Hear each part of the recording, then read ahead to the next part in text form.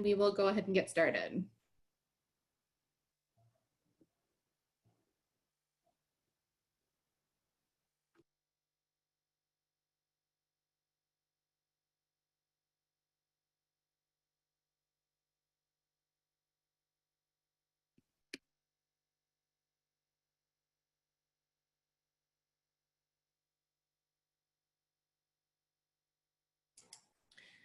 Okay, we will go ahead and kick this off. I'm sure others can join if they would like, but we will get started. So good afternoon. Thank you for joining us for this webinar on the Return to Learn legislation and the benchmark assessment requirements in that legislation.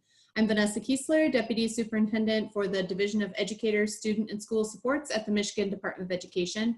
And I'm going to turn this presentation over to Kate Cermak and a couple other colleagues. And we just appreciate everybody taking time out of your busy day to be here. Thank you.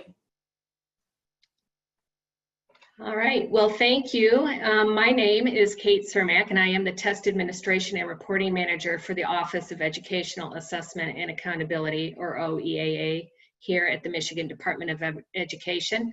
I am here to talk to you today about the benchmark assessment provisions in Public Act 149 of the newly passed Return to Learn legislation. I'm going to give Andy Middlestead, who's going to be joining me today, a chance to jump in and introduce himself real quick before I continue. Sure thing. Thanks, Kate. Hey, everybody. Andy Middlestead. I'm the Director of OEAA here at MDE. Glad you can join us. And then Kate will walk us through some of this. And at the end, if you have questions, we're happy to help. All right. So there are a couple of housekeeping items to start us off with. First, in order to provide the best viewing environment, we have muted all participants. That means if you have questions, please enter them into the chat function and we will address as many as time permits at the end of the presentation. And finally, this presentation is being recorded and will be posted to the MDE COVID-19 Education Information and Resources website. So, what does the Return to Learn legislation say about benchmark assessments? Let's find out. The first thing to understand is that the law requires districts to create an extended COVID-19 learning plan for the current school year.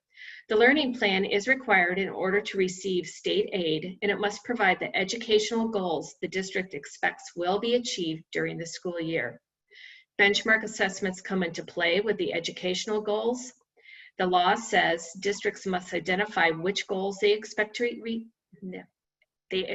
achieve by the middle of the school year and which will be achieved by the end of the school year. In addition, the goals must include increased student achievement or growth that can be validly and reliably measured by one or more benchmark assessment. After all, what good is a goal if you have no way to measure your progress towards attainment? So this is the only slide I'm going to read today, I promise. When talking about the extended COVID-19 learning plan, the legislation goes on to say the goals must include an assurance that the district shall select a benchmark assessment or benchmark assessments that are aligned to state standards, and an assurance that the district shall administer the benchmark assessment or benchmark assessments to all pupils to determine whether pupils are making meaningful progress toward mastery of these standards. Section 104, starting in subsection 8 and going through subsection 15, contain the meat of the benchmark assessment requirements. Subsection 8 states that in order to receive state aid, districts must administer a benchmark assessment or assessments to all students in grades kindergarten through grade 8. The benchmark assessment or assessments need to measure proficiency in reading and mathematics. They are to be administered in a pre-test fashion within the first 9 weeks of the school year and in a post-test manner by the end of the school year. And importantly, districts are offered several options for the types of benchmark assessments they can administer.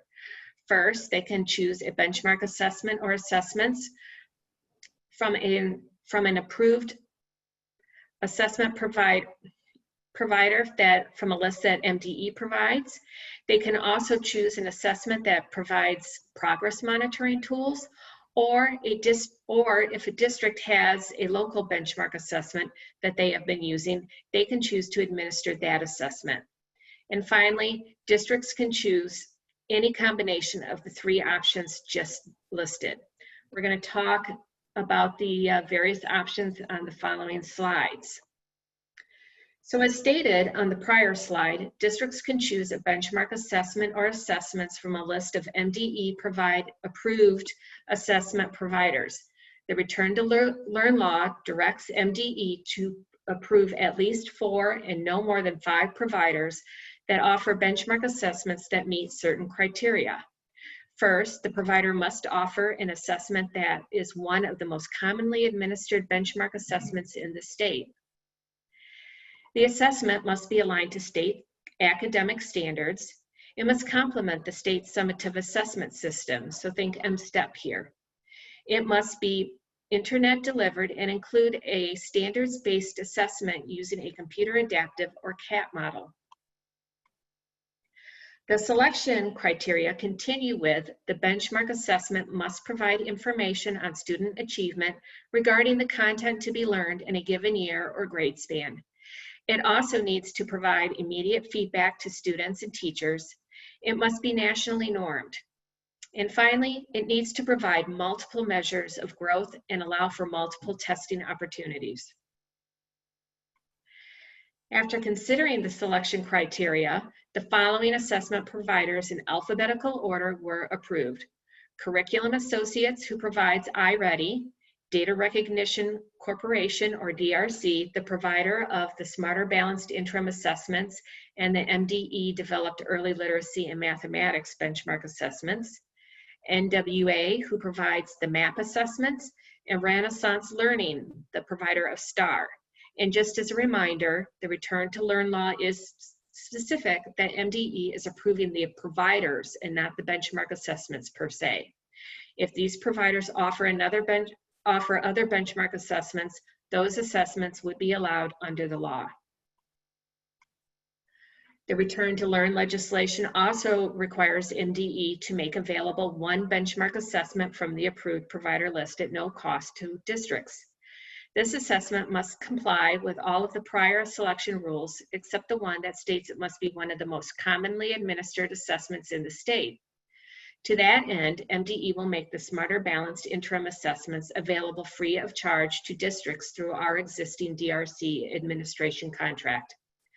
The Smarter Balanced Interim Assessments, which consist of 3 types of interim assessments based on content granularity, and it also includes a new resource for educators called Tools for Teachers, which is a suite of classroom tools and resources for teachers.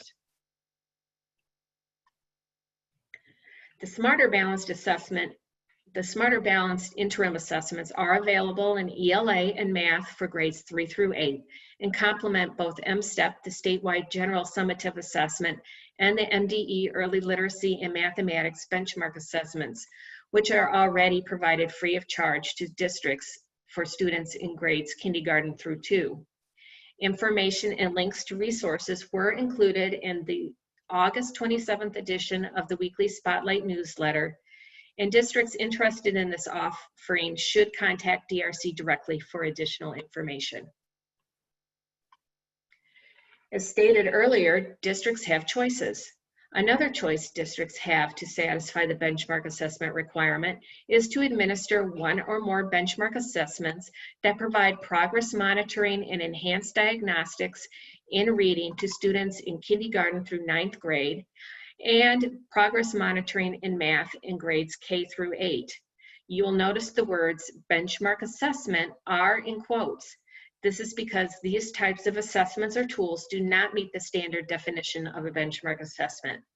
However, they do provide meaningful and helpful information about students and can assist with progress monitoring, which is critical during a pandemic. I am also sure that a number of you noted this part of the law refers to reading in grades K through 9. While administering a progress monitoring tool in grade 9 in reading is allowed, it is not required under the Return to Learn legislation. Districts are only required to administer benchmark assessments to students through 8th grade. Some examples of these types of assessments that meet the criteria of this include Acadience, which was formerly known as Dibbles, and Ames Web. Finally, the Return to Learn law allows districts to administer a local benchmark assessment that measures proficiency in reading and mathematics in kindergarten through 8th grade. Local benchmark assessments are exempt from the aggregate data requirements outlined in subsection 12, which we will review in a couple of slides. They do, however, come with their own reporting requirements. Districts must report the following to MDE and CEPI. First, what local benchmark assessment or assessments were administered? How did these assessments measure change in learning, including learning loss? And finally, what is the district's plan to address any identified learning loss? The law directs CEPI to determine the form and manner of this reporting requirement, and we will look to them to provide additional information on this topic as decisions are made. The law also encourages districts to administer the same benchmark assessments to students that they have administered in previous years. This reflects the need for consistent data to assist with informing decisions focused on improving learning for all students and to allow for reasonable comparisons over time. This applies to all of the various assessment choices provided under the law. Another thing to be aware of is tucked into the law is a requirement that districts provide benchmark assessment results to parents and legal guardians within 30 days of the test administration. And finally, one last benchmark assessment related provision required under the Return to Learn law is a requirement for districts to send aggregate district level benchmark data to the Michigan Data Hub. The primary intended use of this data is to determine what, if any, learning loss resulted from the COVID-19 pandemic. The law stipulates this data may not be used for accountability purposes. The data must be provided to the Data Hub by the 30th of June, 2021. And by August 1st, 2021, MDE and CEPI are to use the data to report to the governor and legislature the number and percentages of students who are significantly behind grade level. Finally, just remember from our earlier conversation on local benchmark assessments, these assessments are, I'm getting tongue-tied here, sorry. Those assessments are excluded from this particular data requirement. There is a lot to unpack in this section of the law, and MDE, CEPI, and the Michigan Data Hub are working closely together to better understand the requirements and come up with a workable approach that will meet these provisions. As districts think about the aggregate data reporting requirement, some preparatory tasks your technical staff can do include ensuring your district is connected to the Michigan Data Hub by checking the status in the ISD and district participation spreadsheet and making sure that your district shows up as active in the status column and with a 1 in the live column. You can also verify your benchmark assessment data is flowing into the Data Hub and ensure your student information system is sending good quality and accurate 2020-2021 data to the Data Hub. The Michigan Data Hub is currently working with NWA, Curriculum Associates, and Renaissance Learning to ensure the requirements of the Return to Learn legislation are fully supported in time for the data reporting deadline. MDE is working with DRC and the Data Hub to ensure the necessary integration tasks are also completed in a timely manner. So, if you are wondering about now, what is she talking about? This all sounds foreign to me. Don't panic, get your technical people involved and reach out to the Michigan Data Hub for assistance by emailing support@michigandatahub.org or calling the number on the screen, 269-250-9240. Next, we're going to take a few minutes to look at some other assessment-related considerations for the 2020-2021 school year that are not directly benchmark assessment related or were not addressed in Section 104 of the Return to Learn legislation. First, the statewide implementation of the Michigan Kindergarten Entry Observation Tool, or MKEO, is suspended for the 2020-2021 school year. You can still choose to administer if you wish, but the statewide implementation is suspended. We recently received disappointing word from Secretary DeVos that requests by states to waive the summative assessment and accountability requirements for spring 2021 under ESSA will not be approved, and states should expect to administer these tests next spring. This means, pending a change in the stance by the U.S. Department of Education, the spring administrations of MSTEP, MyAccess, MME, PSAT, and WIDA are still required. The Return to Learn legislation did not impact the Read by Grade 3 law, so districts are still required to screen students in kindergarten through 3rd grade in the first 30 days of school. The intention is to merge as much of the Read by Grade 3 and the Return to Learn benchmark information as possible. So the Return to Learn law is very open and flexible. The assessments districts have been using to meet the Read by Grade 3 law are covered under one of the 3 benchmark assessment options provided under the Return to Learn law, and there is a separate presentation in this technical assistance series that specifically addresses the Read by Grade 3 law. Some other things to consider. The Return to Learn legislation did not address assessment requirements related to students with disabilities or English learners. Districts must remain compliant with students' individualized education plans or IEPs regarding the administration of alternate assessments. We suggest districts reach out to the assessment providers on the approved provider list to determine if they have options for these students or to consider the use of a local assessment. So at the risk of being redundant, the Return to Learn law covers all students and does not provide any special provisions for students with disabilities. The law requires benchmark assessments be provided within the first 9 weeks of school in an effort to measure the impact of the COVID-19 pandemic on all students. However, although the Return to Learn law uses the term benchmark assessments, it does provide broad flexibility by allowing the use of a benchmark assessment, a progress monitoring tool, or a locally determined assessment. For students for whom a commercial benchmark assessment is not appropriate, such as a student with significant cognitive disability or one who is unable to engage in an online assessment, the district should use whatever assessment they typically use to monitor progress for the student. And related to English learners, districts are still required to identify English learners. There are 2 documents on the WIDA website, www.michigan.gov/WIDA, to provide guidance for screening students. The first is a document titled In-Person WIDA Screening Considerations for 2021, and there is another document titled Temporary Guidance for Identifying Potential English Learners during Remote Learning. Please check them out. Also, if your district has English learners for whom the commercial benchmarking products are not appropriate because of their current level of language skills, remember the broad flexibility available under the Return to Learn law, and consider the current progress monitoring tools or local assessments you are currently using with this population of students for monitoring progress towards proficiency in reading and mathematics.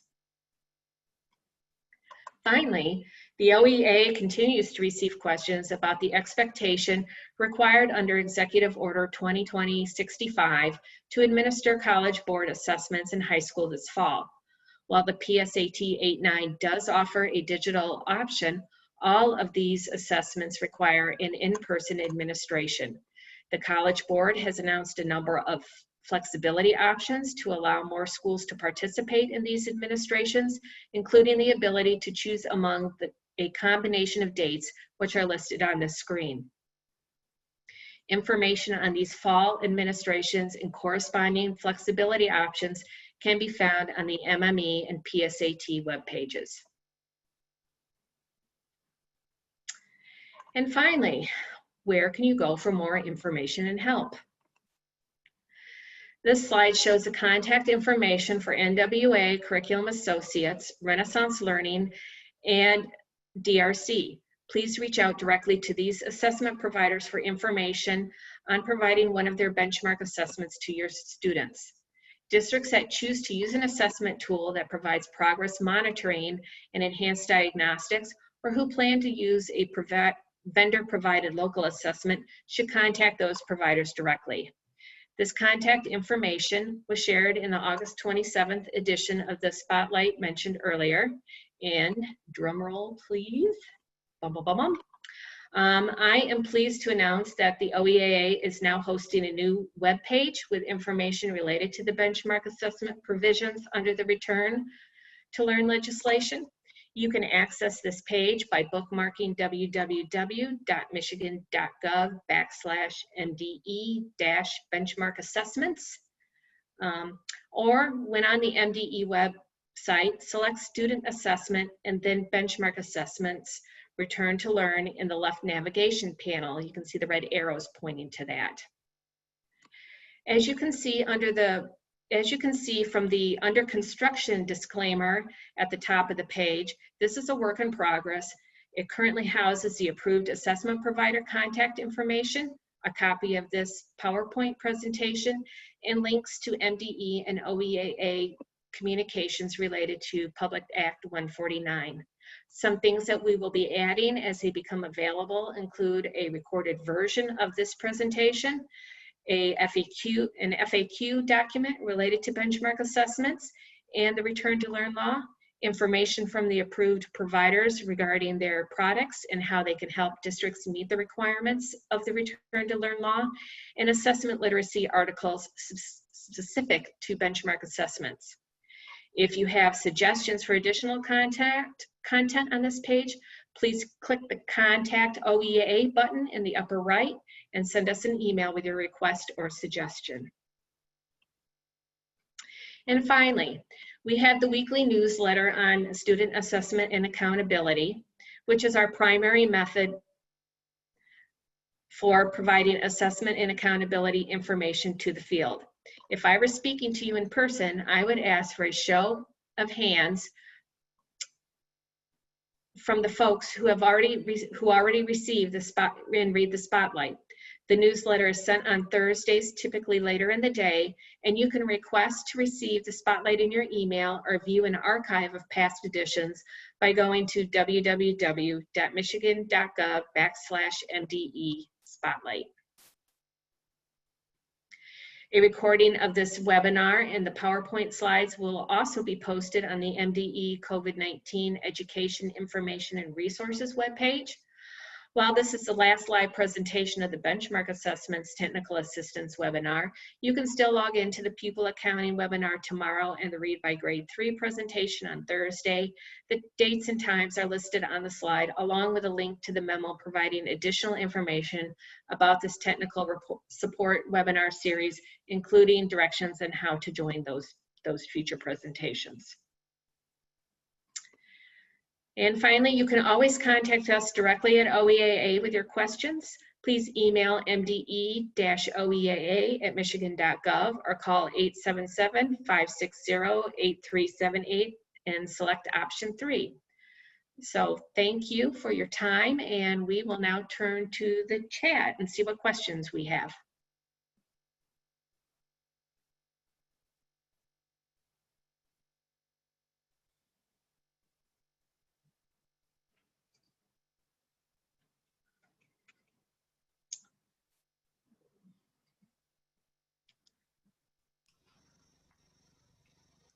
All right, I'm looking through the chat, and I know I tried to answer a lot of these as we kind of went along. So a couple of questions that popped up. One was regarding the Read by Grade 3 law and the 30 days there compared to the 9 weeks in the Return to the Learn law. You know, we're not aware of anything being changed with Read by Grade 3, and as Kelly pointed out, the law still requires that initial assessment to be given within the first 30 days for those K through 3 students. So that still applies for those grade level of students at this time. And then the question was asked about schools being required for grade 11 SAT or grade 12, last year's 11th graders. And that would apply also to the PSAT that Kate talked about, and Kate alluded to it, but as of right now, yes, it's still required that schools administer these tests to students based on that executive order number 65 that's been out. We are aware that that's not so easy if you're in a virtual instruction mode. And like we've been talking about, we're in constant conversation with the executive office and others to try to sort that out because we know it's not easy. But these fall tests here, the PSATs and the SAT, are not for any accountability purposes. There was a question from Kay, and I don't understand it. If you have a winter assessment to do the mid-year report for February 2021 report. So I don't know, you'll have to elaborate on that question. Yeah, Kay, if you can add a little bit more to that, I read that too. I'm not entirely sure because Return to Learn doesn't require a mid-year report. I don't know if you're speaking about a different rule or guidance out there. Because as of right now, we're not telling folks you have to do a winter. You might want to, but it's not required for what we're talking about today. Yeah, the learning plan, the extended learning plan did talk about schools identifying which goals they expect to meet, education goals they expect to meet by the middle of the year and then by the end of the year. But that's not directly related to these benchmark assessments, if that's what you're referring to.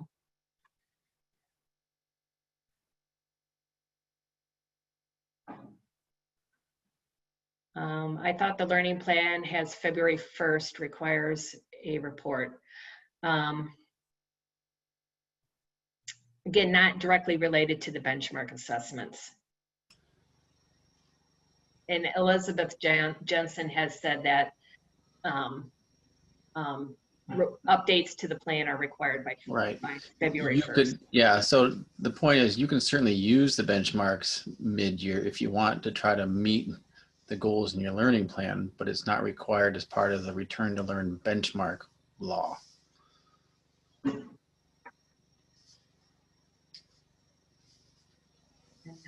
think we've answered all the questions. We'll hold on for a moment or two longer to see if there's anything else.